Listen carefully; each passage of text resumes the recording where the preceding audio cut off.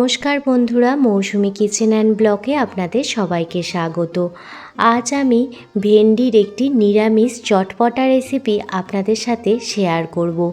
হাতে মাত্র 10 মিনিট সময় থাকলেই রেসিপিটি তৈরি হয়ে যায়। এতটাই টেস্টি হয় রেসিপিটি, একবার না বানালে বিশ্বাসই করবেন না। প্রথমে দেখুন, আমি আমার পরিমাণ মতো ভেন্ডি নিয়ে নিয়েছি। ভেন্ডিগুলো এবার কেটে নেব। ভেন্ডির দুই পাশটা অল্প অল্প পরিমাণে দেখুন বাদ দিয়ে দিচ্ছি, দিয়ে মাঝ বরাবর কেটে নিচ্ছি। একই সাইজ করে সমস্ত ভেন্ডিগুলো কেটে নেব। যে ভেন্ডিগুলো অনেকটাই বড় সেগুলো 3 টুকরো করে নেব, আর যে ভেন্ডিগুলো মাঝারি সাইজের সেগুলো 2 টুকরো করে নেব। আর একদম খুব ছোট সাইজের ভেন্ডিগুলো শুধু দুদিকটা অল্প অল্প করে বাদ দিয়ে গোটাটাই নিয়ে নেব। একই সাইজ করে প্রত্যেকটি ভেন্ডি কেটে নিচ্ছি। দেখুন, সমস্ত ভেন্ডি একই সাইজ করে কেটে নিয়েছি। অন্যদিকে রান্নাটি করার জন্য গ্যাসের ওভেন জ্বালিয়ে কড়াই বসিয়ে দিয়েছি, আর কড়াইতে দিয়ে দিলাম পরিমাণ মতো সাদা তেল। আজকের রান্নাটি আমি সাদা তেলে করছি, আপনারা চাইলে সর্ষের তেলেও করতে পারেন। তেল যখন খুব ভালোভাবে গরম হয়ে যাবে তখন কেটে রাখা ভেন্ডিগুলো তেলের মধ্যে দিয়ে দিচ্ছি। ভেন্ডিগুলো কিন্তু আমি প্রথমেই জলেতে ভালোভাবে ধুয়ে জল ঝরিয়ে রেখেছিলাম, তারপরেই কিন্তু ভেন্ডিগুলো কেটে নিয়েছি। এবার ভেন্ডির মধ্যে দেখুন স্বাদ মতো লবণ আর সামান্য পরিমাণ হলুদ গুঁড়ো দিয়ে দিচ্ছি। লবণ হলুদ দিয়ে ভেন্ডিটা খুব ভালোভাবে ভেজে নেব। ভেন্ডির এই চটপটা মশলা রেসিপিটি এতটাই টেস্টি হয়, গরম গরম রুটি কিংবা পরোটা সবের সাথেই পুরোপুরি জমে যায়। হাতে কম সময় থাকলে ভেন্ডির এই রেসিপিটি ট্রাই করতে পারেন, খেতে ভীষণ ভালো লাগে। গ্যাসের ফ্লেম লো টু মিডিয়ামে রেখে দেখুন ভেন্ডিগুলো খুব সুন্দরভাবে ভেজে নিয়েছি। যখন এই রকম হালকা কালার চলে আসবে তখন ভেন্ডিগুলো দেখুন একটি পাত্রে উঠিয়ে নিচ্ছি। ছান্তার সাহায্যে ভেন্ডিগুলো তেল ঝরিয়ে একটি পাত্রে উঠিয়ে নিচ্ছি।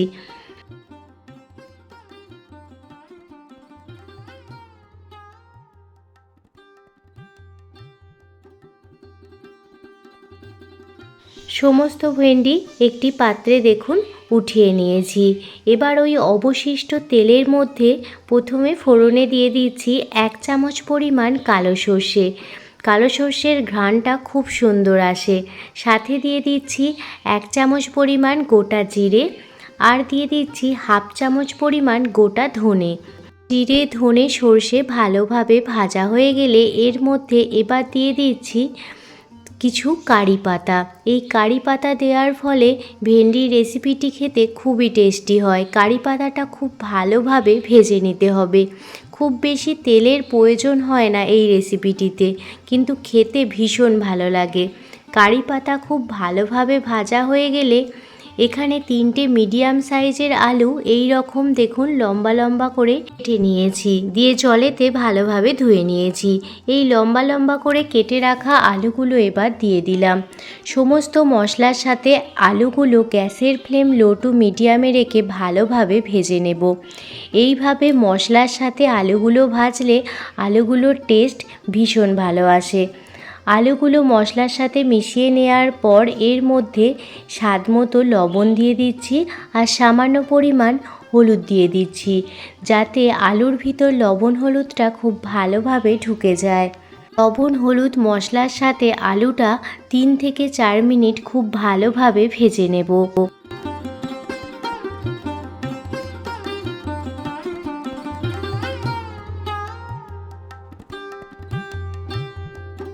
থেকে 4 মিনিট ভেজে নেওয়ার পর অল্প একটু জায়গা দেখুন মাঝখান থেকে ফাঁকা করে নিলাম।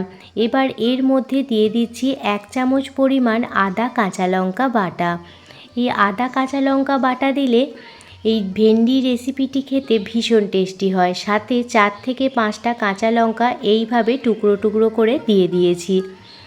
রেসিপিটি টক ঝাল মিষ্টি খেতে হয়, খেতে ভীষণ ভালো লাগে।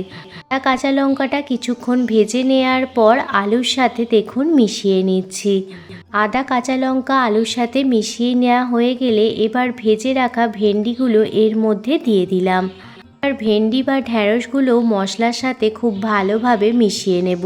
সমস্ত মশলা ভেন্ডির মধ্যেও খুব ভালোভাবে ঢুকে যায়। খুবই সিম্পল রেসিপি, কিন্তু খেতে হয় অসাধারণ। ভেন্ডি আলু মেশানোর সময় গ্যাসের ফ্লেমটি লো করে রাখবেন। অন্যদিকে দেখুন, একটি তড়কা প্যান নিয়ে নিয়েছি আর তার মধ্যে দিয়ে দিচ্ছি 2 চামচ পরিমাণ বেসন। ফ্লেম লো রেখে বেসনটা অনবরত নাড়াচাড়া করে যেতে হবে। আর সামান্য কালারের জন্য এখানে আমি দিয়ে দিচ্ছি একদম অল্প পরিমাণে কাশ্মীরি লাল লঙ্কার গুঁড়ো। এতে কালারটাও খুব সুন্দর আসবে। গ্যাসের ফ্লেম লো রেখে অনবরত নাড়াচাড়া করে বেসনটা ভেজে নিতে হবে। বেসন থেকে যখন দেখবেন খুব সুন্দর একটি সুগন্ধ বের হতে শুরু করছে, তখন গ্যাসের ফ্লেমটি বন্ধ করে দেবেন। দেখুন, কালারটাও বেসনের অনেকটা পরিমাণ চেঞ্জ হয়ে গেছে। এদিকে ভেন্ডি আলুও মশলার সাথে ভালোভাবে ভাজা হয়ে গেছে। এবার একটি চামচের সাহায্যে সেই ভেজে রাখা বেসনটি দেখুন ঢ্যাঁড়স আলুর মধ্যে মিশিয়ে দিচ্ছি। অল্প করে মেশাবেন, একেবারে সবটা দিয়ে দেবেন না, তাহলে জমাট বেঁধে যাবে। তো সেই জন্য একটি চামচের সাহায্যে অল্প অল্প করে মিশিয়ে নিলাম। প্রথমে কিছুটা দিয়েছি, দিয়ে দেখুন আলু ভেন্ডির সঙ্গে মিশিয়ে নিচ্ছি। এরপরে আরও কিছুটা যেটা বাকি আছে সেটাও দিয়ে খুব ভালোভাবে আলু আর ভেন্ডির সাথে মিশিয়ে নেব। এই বেসন আর কাশ্মীরি লঙ্কা গুঁড়োর মিশ্রণটিও দিয়ে দিয়েছি আর খুব ভালোভাবে মিশিয়ে নিচ্ছি। এবার ঢাকনা চাপা দিয়ে 5 মিনিট মতো ঢেকে রেখে দেব। অবশ্যই গ্যাসের ফ্লেমটি লো করে রাখবেন, না হলে নিচ থেকে পুড়ে যাওয়ার সম্ভাবনা থাকবে। এর আগে আমি 1 চামচ পরিমাণ চিনি দিয়ে দিলাম। যারা সামান্য মিষ্টি খেতে পছন্দ করেন অল্প মিষ্টি দিতে পারেন, আর না চাইলে নাও দিতে পারেন। তবে আমার কাছে একটু টক মিষ্টি ঝাল খেতেই বেশি ভালো লাগে, তো সেই জন্য সামান্য পরিমাণ মিষ্টি দিয়ে দিলাম। এবার ঢাকনা চাপা দিয়ে 5 মিনিট মতো ঢেকে রেখে দেব। অবশ্যই ঢেকে রাখার সময় গ্যাসের ফ্লেমটি লো করে রাখবেন। 5 মিনিট পর ফিরে এসেছি আর আপনাদের দেখাচ্ছি। দেখুন, ভেন্ডি আলু একদমই ঝুরঝুরে হয়ে গেছে আর খুব সুন্দর নরমও হয়ে গেছে। পর্যায়ে অল্প পরিমাণ পাতিলেবুর রস দিচ্ছি, যাতে খাট্টা মিঠা খেতে হয়। দিয়ে দিচ্ছি 1 চামচ পরিমাণ ধনে গুঁড়ো আর দিয়ে দিচ্ছি 1 চামচ পরিমাণ গরম মশলার গুঁড়ো। গুঁড়ো আর গরম মশলার গুঁড়ো খুব ভালোভাবে আলু আর ভেন্ডির সাথে মিশিয়ে নিচ্ছি। খুবই সিম্পল রেসিপি, খুবই অল্প সময়ে রেসিপিটি তৈরি হয়ে যায়, কিন্তু খেতে হয় অসাধারণ। মাত্র 10 মিনিট সময় থাকলেই রেসিপিটি তৈরি হয়ে যায়। আজকে আপনাদের এই ভেন্ডি আলুর চটপটা মশলা রেসিপিটি কেমন লাগলো অবশ্যই কমেন্ট করে জানাবেন। যদি ভালো লেগে থাকে প্লিজ একটি লাইক, কমেন্ট, শেয়ার এবং সাবস্ক্রাইব করে আমার পাশে থাকবেন। প্লিজ একটি লাইক করবেন। আপনাদের একটি লাইক আমাকে অনেকটা মোটিভেট করে নতুন নতুন ভিডিও বানানোর জন্য। পুরনো বন্ধু, নতুন বন্ধু সবাইকে জানাই অনেক অনেক ভালোবাসা এতটা ভালোবেসে ভিডিওটি দেখার জন্য। প্লিজ একবার হলেও বাড়িতে ট্রাই করবেন, খেতে ভীষণ ভালো হয়। সবাই ভালো থাকবেন, সুস্থ থাকবেন, সাবধানে থাকবেন। আবারও কোনো দিন অন্য কোনো রেসিপি ভিডিও নিয়ে আপনাদের সামনে হাজির হব। ধন্যবাদ।